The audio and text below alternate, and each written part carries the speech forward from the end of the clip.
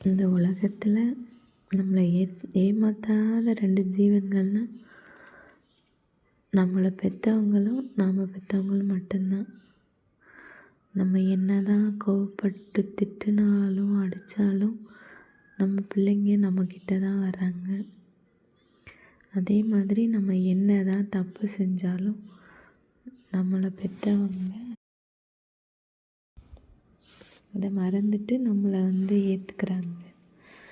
ஆனால் இதுவே வேறு யாருன்னா நம்ம ஏதோ தெரியாமல் சின்ன சின்ன தப்பு செஞ்சாலும் அதை பெருசுப்படுத்தி நம்மளை காயப்படுத்துகிறாங்க. தப்பே செய்யலைனாலும் நம்ம தப்பு செஞ்ச மாதிரி பேசுகிறாங்க.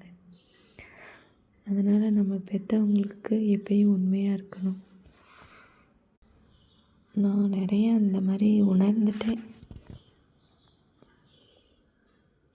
நம்ம எல்லாருக்கிட்டேயும் உண்மையாக இருக்கணும், உண்மையான பாசம் வைக்கணும்னு தான் நம்ம நினைக்கிறோம்.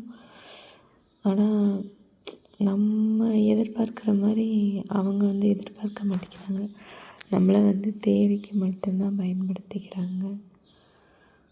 அது அவங்க நம்மளை தேவைக்கு மட்டும் பயன்படுத்துகிறாங்க அப்படின்னு தெரிகிறப்ப நமக்கு ரொம்ப கஷ்டமாக இருக்குது. ஸோ நமக்கு முக்கியமானவங்கன்னா நம்ம குழந்தைங்களும் நம்ம பேரண்ட்ஸ் மட்டும்தான் அப்படின்னு நான் நிறையா கற்றுக்கிட்டேன்.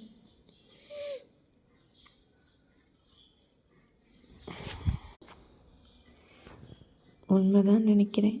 எல்லார் லைஃப்லேயும் இந்த மாதிரி தான் நம்ம ஒரு நாள் ஃபீல் பண்ணுற மாதிரி எல்லாருமே நம்மளை உணர வைப்பாங்க.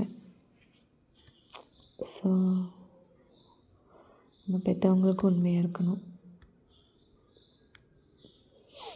நம்ம பிள்ளைங்களுக்கு உண்மையாக இருக்கணும், பிள்ளைங்கள நல்லபடியாக வளர்க்கணும். எத்தனை பேர் இந்த மாதிரி ஃபீல் பண்ணியிருக்கீங்க? எல்லார் வாழ்க்கையிலையும் ஒரு நாள் ஃபீல் பண்ணுற மாதிரி ஒரு சுச்சுவேஷன் வரும், பெற்றவங்க தான் அப்படின்னு.